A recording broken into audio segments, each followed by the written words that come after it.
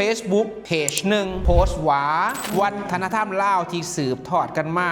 นักห้องลาวทานยิ่งขึ้นห้องหรือออกงานห้องเพลงทุกขังเบิงตามงานและกะละบางงานควรนุ่งสินให้เป็นเอกลักษณ์เฉพาะของลาวจะเป็นการดี โดยเฉพาะนักห้องยิ่งขึ้นงานนี่เพิ่นยังให้นุ่งสินอยากให้ซะวัฒนธรรมลาวนุ่งแบบลาวซักกะปิคิดจังไดเกี่ยวกับตัวนี้เรื่องนี้ว่ากันมาตั้งแต่20 ปีก่อนแล้วสิออกรายการโทรทัศน์ห้ามใส่แว่นตาดำห้ามใส่หมวกสมมุติข่อยหัวล้านเดี๋ยวสมมุติตัวขอโทษครับ โอ้โหมันบกวนสิเด็กจำกัดโลกของมันเปลี่ยนไปแบบใดเขาควรได้ปั๊บนักห้องนี่นะมีระเบียบวินัยในการนุ่งเครื่องแนวใด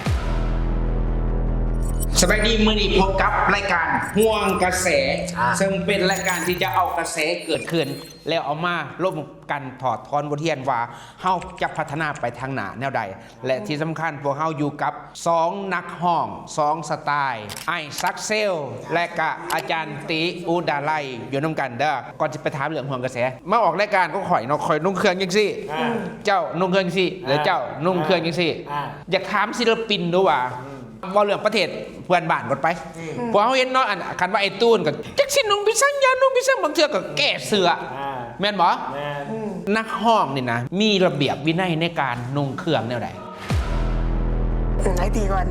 นั้นสมัยตะกี้สำหรับข่อยคิดว่าร็อกต้องใส่แบบนี้ฮิปฮอปต้องใส่แบบนี้สไตล์ป๊อปต้องใส่แบบนี้นี่แต่ตกมาฮอตตอนนี้ข่อยคือว่ามันบ่ได้จำเป็นจำกัดมันบ่ได้จำกัดเพราะว่าอย่างมันบ่แม่นสูตรตายโตมันบ่แม่น1+1ต้องเป็น2บางเทื่อ1+1เป็น1ก็มีย้อนอย่างเจ้ามีขี่สายกล่องนึงเจ้ามาใส่ขี่สายอีกกล่องนึงเป็นจักกล่อง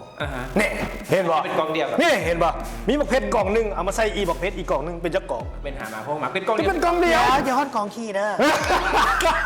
เห็นป่ะดังนั้นข่อยตอนนี้ข่อยนี่ข่อยก็ข่อยก็พยายามนุ่งแบบใหม่ได้บัดนี้ข่อยบ่ขาเดฟมาได้บัดนี้วันนี้ข่อยไปคอนเสิร์ตข่อยสิลองนุ่งแบบใหม่ตีสิส่งขายเองสิเราตะกี้ต้องเดฟอย่างเดียวลองเปลี่ยนเบิ่งแสดงว่าเจ้าเองก็บ่ได้มีตำราตายตัวว่าสินุ่งเครื่องแนวนี้มาช่วงหลังเห็นเพลงตัวที่ไปห้องครูของคนไทยประเทศนุ่งไปยังก็เจ้าหันสูตรสิบัวยังบ่แหลมมันใส่หมวกอันยังก่อนนั่นคอสตูมเขาจัดให้คอสตูมจัดให้แสดงว่าเจ้าก็อิงตามเนื้อเพลงเป็นหลักตอนนั้นข่อยมีแต่ขาเดฟแหละบัดนี้ฮู้นะว่าขอเอ่ยชื่อเราเก่งทัศยะเนาะเรื่องคอสตูมเรานี่ถือว่าเราสุดยอดหั่นแหละเรื่องคอสตูมเราเรื่องเสื้อผ้าหน้าผมเราตัวนี้เป็นหลักละคือเฮ้ยลมกับทีมงานก็ขอโทษนะกูสิใส่จังได๋วะมันไปกินกันได้กูสิใส่จังได๋เพราะมันกินกันได้มันเมื่อนี่เคียงเราเพราะเรานี่ฮู้แล้วว่าเราสไตล์แบบโอเวอร์เราขายคอสตูมแมนเราขายเราทุกอย่างนั่นแหละเราคุณภาพอยู่แล้วเนาะเรื่องห้องเพลงเรานี่บ่ว่าเรื่องละเราคุณภาพอยู่ละเราระดับของแซมประเทศไทยเนาะบัดนี้มาเบิ่งมาขึ้นโอ้ยเด้มันสิใกล้เคียงเราเขากระถางไอ้ตีมีจังได๋หวายก็มีได้สุดแบบและขาเดฟแล้วนู่นเขาก็มาขึ้นเอาสิคันซักไอ้ตีใส่แบบนี้เขามาหามาให้โอเคเขาหามาให้พวกเจ้าเนาะซักได้บ่นี่เจ้ามักนุ่งเครื่องจังได๋เวลาขึ้นห้องเพลงซักใส่ส่งขาสั้นกับเสื้อยืดเขาเป็นวงล็อกเนาะมันต้องแยกกันว่าคอสตูมนี่เวลาถ่ายหน้าปกมันก็สิจัดอีกแบบนึงอันนี้ที่เสริมไม่ตีว่าความจริงศิลปินนี่ควรสิมีคอสตูมศิลปินลาวมันแต่งตัวตามใจตัวเองแต่ในความเป็นจริงศิลปินมันคือเอนเตอร์เทนเนอร์มันคือสิ่งที่มีค่าเนาะอยู่บ้านเขาหลังจากเซ็นสัญญาเข้าไปแล้วเซ็นสัญญาเขาค่ายแล้วค่ายนี่มีสิทธิ์เบ็ดเซ็ตในการสร้างบุคตัวตนให้เจ้าตีสิมาส่งเดฟซักสิมาขาสั้นกับจานมึงต้องใส่ส่งนี่ไอ้ตีชิเป็นคนบ่มักสีบัวกับซาบอเพลงนี้มึงต้องสีบัวมึงต้องมันสิทธิ์ของค่ายเพลงแต่เขาเนี่ยตอนนี้เป็นศิลปินอิสระเขาก็ต้องไปแย้งใส่มาให้ตัวเองเป็นเจ้านายตัวเองซักเป็นเล่นคอนเสิร์ตซักใส่ทรงขาสั้นกับเสื้อยืดไปแล้วมันฮ้อนบัดนี้เขาไปเบิ้งล็อกแท้มันแก้เขาเสื้อผู้แหละเขาสิมาซ้ำเขาใส่เสื้อยืดตัวนึงขึ้นเนี่ยเขาก็พอสุภาพละซักลายอย่างเขาก็มีหมดอยู่แล้วยกตัวอย่างคือเอาไงไอ้เจ๋งบิ๊กแอสเหรอเดี๋ยวนี้เราใส่ได้ทรงขาสั้นตัวเดียวเราใส่หมวกเสื้อบางเดือนเราเอา4 มา 5 ตัวแล้วว่าอาบตัวแล้วแมนเขาห้องว่าซักเป็นล็อกมันก็ศิลปะเป็นล็อกมันเริ่มซักบอกว่าเขาไปอยู่ข่ายใดแต่เขาจะสักคาแรคเตอร์ให้เขาคนมาคิดออกพรซักซองแสงล่ำแต่ใครเคยเห็นพรซักซองแสงเต้นรัวพรบอกบ่เห็นแล้วเขาสัมผัสพรซักเจ้าล่ำเป็นยังเจ้าคือบ่พรเขาข่ายเขาบอกว่าให้รักษาคาแรคเตอร์ล่ำแต่อย่าพรและบันนี้ประมาณนั้นในเงของ เฮาเดี๋ยวนี้กำลังระดมการท่องเที่ยวเข้ามา โดย แล้วก็อยากมาเห็นวัฒนธรรมลาวแม่นบ่ อ่า แล้วมี Facebook เพจหนึ่งโพสต์ว่าวัฒนธรรมลาวที่สืบทอดกันมา นักห้องลาวทานยิ่งขึ้นห้องหรือออกงานห้องเพลงทุกครั้งเบิงตามงานและกะละบางงานควรนุงศิลป์ให้เป็นเอกลักษณ์เฉพาะของลาวจะเป็นการดี โดยเฉพาะนักห้องยิ่งขึ้นงานนี่เพิ่นอยากให้นุงศิลป์อยากให้ซะวัฒนธรรมลาวนุงแบบลาวๆซักกับตีคิดจังไดเกี่ยวกับตัวนี้ เรื่องนี้เว้ากันมาตั้งแต่20 ปีก่อนแหละสมัยตะกี้เพิ่นแห่งเข้มงวดเนาะสมัยตะกี้บางเทื่อสำหรับข่อยแล้วบางอย่างข่อยบ่สามารถค้นหาคำตอบมาหักล้างเหตุผลที่เพิ่นห้ามได้ในสมัยตะกี้เช่นยกตัวอย่างสิออกรายการโทรทัศน์ห้ามใส่แว่นตาดำห้ามใส่หมวกสมมุติข่อยหัวล้านเนี่ยสมมุติขอโทษนะ พอจะพวก โอ้ ปิด โห บางเทื่อข่อยก็เป็นหยังแว่นตาดำใส่บ่ได้ข่อยบ่สามารถที่หาเหตุผลมาหักล้างได้เป็นหยังใส่หมวกบ่ได้เป็นหยังโน่นนี่นั่นบ่ได้นะสมัยตะกี้จนเฮาทุกมื้อนี่ข้อบังคับข้อเกิดห้ามในสมัยนั้นมันเริ่มหยานลงแล้วสิย้อนว่าโลกเขาก็ เปลี่ยนไป ทัน เสื่อมโยงของ ถูก กับ ต้อง อาเซียน ถูกต้องบรรดาผู้เพิ่นเฮ็ดเวียกมหาภาคผู้ที่เพิ่นกำเวียงงานแขนงการนี่เพิ่นอาจสิเห็นเนาะเพิ่นก็สิเห็นแล้วแหละไปว่าโลกของมันเปลี่ยนไปแบบใดเฮาควรได้ปรับแบบใด แสดงในมุมของเจ้ากับอิงดิ่งตามยุคตามสมัย เชื่อ บอสเสริมไม่ตีตืมก็คือโทรภาพมันกันหน่อยลงตะกี้เขาไปสัมภาษณ์มีโทรภาพมันหลายเนอนลาวสตาร์ชแนลได้MVลาวได้นับจนบุคคลหลายเลยโทรภาพลาวแยกเป็น3ช่องเวลาเข้าโทรภาพมันก็จะมีกฎของเพิ่นพิธีกรไม่ใช่สิ้นอยู่แล้วเนาะเพราะว่าเพิ่นถือว่าเป็นเวียกราชการของเพิ่น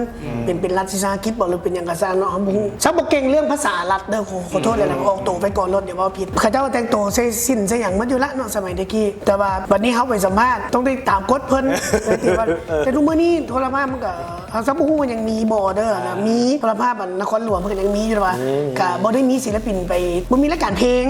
บ่มีรายการสัมภาษณ์ศิลปินอันนี้มันก็หายไปบ่แม่นว่าเพิ่นบ่ห้ามเด้แต่มันบ่มีไผเอิ้นเฮาศิลปินไปสัมภาษณ์แล้วส่วนใหญ่เป็นศิลปินสัมภาษณ์อยู่ในแพลตฟอร์มของโซเชียลของตัวเองของกันและกัน ซึ่งโซเชียลแพลตฟอร์มนี่รู้สึกมาทางแถลงข่าวอันนี้ขอออกสื่อเนาะบ่ฮู้ว่าแผนกหรือว่าหยังนี่เพิ่นบ่ได้เข้ามาคุ้มครองในจุดนี้นี่โอ้ดน ดนแล้วจนรู้สึกว่าเพิ่นปล่อยบ่นะแต่ในที่ผ่านมาการปล่อยตัวนี้มันมีสิ่งที่ควรปล่อยที่โดนแล้วสำหรับเรื่องการแต่งตัวของศิลปินนี่นะมันบ่ควรสิไปจำกัดเนาะ แม่นแล้ว แต่ว่าคันเพิ่นยังบ่ปล่อยเขาก็จะเห็นอยู่ว่าเพิ่นสิเข้ามาเบิ่งแนวใดเพราะบางเทื่อมันอาจจะบ่งามแท้เพราะเขาก็บ่ฮู้อีหลีแต่สำหรับเขาน่ะเขารับได้เพราะเขาเป็นคนรุ่นเก่าๆกึ่งๆเนาะแล้วก็เขาก็ยังเสพเอาความใหม่มาตลอด แสดงว่าในมุมของสากเองการนุ่งเครื่องกับ บ่มีปัญหาข้าเจ้าเป็นเจ้าของสถานที่ข้าเจ้าห้ามข่อยว่าบ่ให้ใส่ทรงขาสั้นข่อยก็สิใส่ทรงขา หมาย ยาว ความว่าอิงตามเวลานั้นเวทีนั้น เวทีนั้นเจ้าของนั้น เจ้าของนั้นมันนี่คอยเห็นพวกเจ้าตอนหนึงไปห้องกันห้องเพลง บุญคุณพักบ่หรืออยู่ไซยูนะอยู่ สารเสริญพักรัฐ สารเสริญพักพวกนั้นก็พวกเจ้าก็ใส่ชุดเหล้าหมดตัวน่ะ MV น่ะเห็นน่ะโอล่าเห็นทุกคนเลย เพราะอันนี้เป็นคอนเซปต์ของเจ้าของงานแต่เปียนิสก็เจ้าขึ้นแบบนั้นแล้วก็เจ้าต้องการอยากให้นำเสนอสุดลาวจุดสิเป็นสปอนเซอร์ก็เจ้าได้เขาก็บ่ฮู้แต่ว่าเขาเซตอัพมาเนี่ยเขามีคอสตูมไม่เขามีสไตลิสต์ไม่เขาก็ใส่ตามสไตลิสต์คือมื้อนี้ถ้าไอ้เป็ดมีสร้างแต่งหน้าสักกะแต่งนี่เออ แต่งได้มาได้ แต่ง นิดหน่อย ได้นิดเงี้ยอยู่ น้อยหนึงนี่ งามตรงมัน สรุปแล้วต่อกระแสที่ว่าควรรักษาวัฒนธรรมลาวนุ่งเครื่องลาวเวลาขึ้นเวทีคอนเสิร์ตนี่ก็คิดว่ายังบ่ทันมีกฎระเบียบวินัยออกมาแจ้งชัดเจน มันบ่เป็นกฎหมายมันจะบ่มีกฎหมายอันนั้นเป็นหนึ่งแล้วก็นักร้องก็สามารถมีอิสระในการเป็นตัวของตัวเองได้แมันบอก ซึ่งเขาก็ต้องเบิ่งแย้งตัวเอง มัน เขากับเบิ่ง มันก็ต้องขึ้นกับเวทีขึ้นกับกาลเทศะเนาะว่างานสมมุติว่างานมันออกชื่อว่างานศิลปะวัฒนธรรมโน่นนี่นั่น สืบสานประเพณี ค่อยกระใสสุดใหม่ค่อยกระมี กระใส สมมุติว่า พอเห็นหน่วยนะเวลาหับแขกบ้านแขกเมืองกองประชุมอา2อาเซียนพวกเจ้าก็ใส่ชุดไหมอันนี้คือกันได ก็ต้องได้ ใส่สูทขั้นมาเป็นสากลก็ใส่สูทแฟชั่นมันเปลี่ยนไปหลายมันคือตัวนี้ค่อยกลับไปใส่แนววินเทจนิดนึงสูทตัวนี้ใหญ่ก็จะกลายเป็นทราวเซอร์ เป็นคล้ายๆทักซิโดเป็นคล้ายๆทักซิโด ส่งก็เป็นส่งสูทยุติส่งขาใหญ่นะยางแล้วเป็นขาใบไปสิบ่ได้เป็นขา ติดหุ่นมันเปลี่ยนไปซึ่งสำหรับข่อยมันเป็นยังเป็นสูตรเป็นความสุภาพ แต่แฝงด้วยแฟชั่นย้อนเฮาแมนอาร์ติสอย่าไปว่าจะเป็นนักห้องนักแต่อาร์ติสเป็นคนที่มีความคิดอิสศิลปะ ศิลปะคือความอิสระถ้าศิลปะอยู่ในกรอบบ่มีวันเป็นศิลปะได้แม้แต่เนื้อเพลงเนี่ยอย่างนั้นรวมๆมาแหละดังนั้นเขาเลยมีเขาคิดว่าเขาเป็นศิลปินเขามีสิทธิ์ที่จะคอลแลบอย่างหลายๆอย่างตามใจเขาแต่ค่อยกับบอใส่สุดสีแดงไปงั้นงานศพใช่เขาใจว่าประมาณนั้น สรุปแล้วต่อกระแสที่ว่านักห้องเล่าวโดยเฉพาะเพจยิ่งขันขึ้นคอนเสิร์ตคนนงศิลป์ต่าง ๆ นั่นอันนี้ก็ขอบใจในกระแสที่เป็นห่วงในมุมของศิลปินเองเขาเจ้ากับฮูจักกะละเทศะดีว่ากลุ่มผู้ฟังเป็นไผงานนั้นมีจุดประสงค์หยังแล้วเขาเจ้าจะเลือกนุ่งเครื่องให้ถือกับกาละเทศะสำหรับห่วงกระแสในหัวข้อนี้พวกเขาขอพักเท่านี้ก่อนขอบใจทุกคนขอบใจซักและขอบใจจันติที่มาแบ่งปัน